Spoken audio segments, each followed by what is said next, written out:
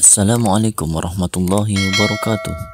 Secara umum, ramalan berarti memperkirakan atau memprediksi apa yang akan terjadi di masa mendatang dengan pendapat atau perkiraan manusia.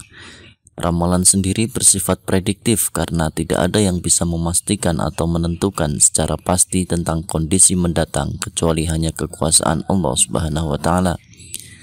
Allah telah berfirman dalam Al-Qur'an, "Katakanlah, hai Muhammad, tidak ada seorang pun yang ada di langit dan di bumi mengetahui perkara gaib kecuali Allah saja." Quran Surat An-Naml ayat 65.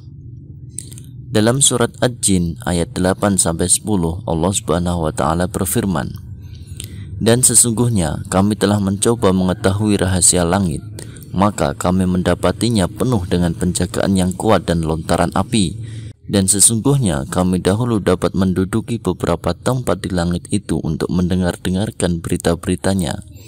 Tetapi sekarang barang siapa mencoba mendengar-dengarkan seperti itu, tentu akan menjumpai lontaran api yang mengintai untuk membakarnya.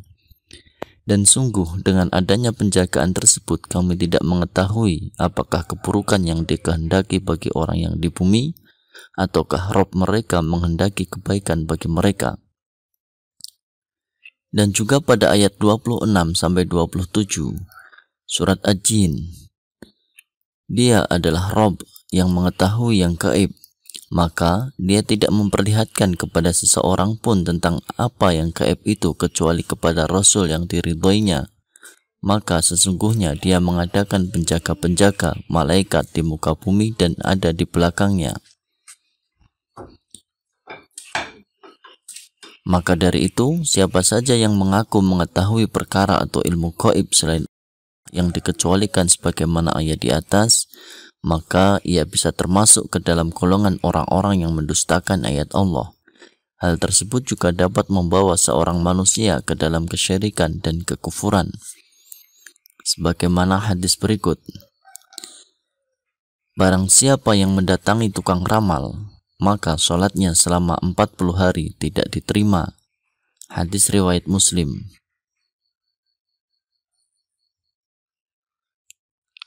Barang siapa yang mendatangi dukun atau tukang ramal, lalu ia membenarkannya, maka ia berarti telah kufur pada Al-Quran yang telah diturunkan pada Muhammad.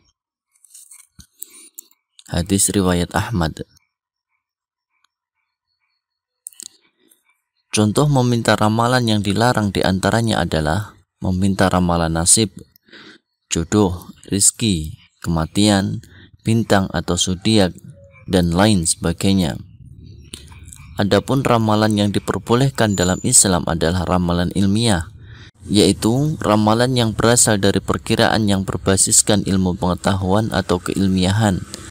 Ramalan seperti ini masih diperbolehkan dan tidak diharamkan selagi memiliki manfaat dan kemaslahatan bagi umat.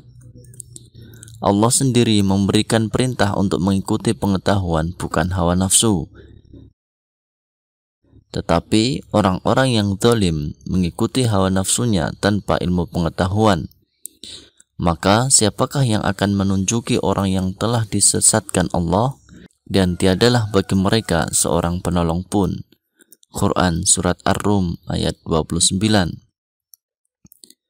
Contoh ramalan yang berbasis kepada fakta ilmiah, data dan penelitian ini misalnya adalah prediksi turunnya hujan, prediksi turunnya bencana, prediksi kelahiran bayi, prediksi akibat sebuah penyakit, prediksi karakteristik suatu benda atau alam.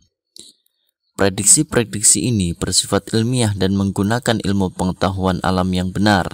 Jika digunakan sesuai sunnatullah yang Allah berikan, tentu akan memberikan manfaat yang banyak bagi umat manusia.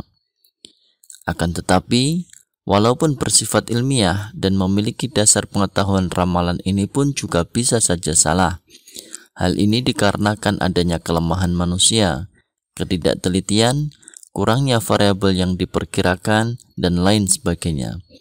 Untuk itu, penempatan ramalan ini hanya bersifat perkiraan, referensi, dan bukan sebagai kepercayaan mutlak sebagai satu-satunya yang benar.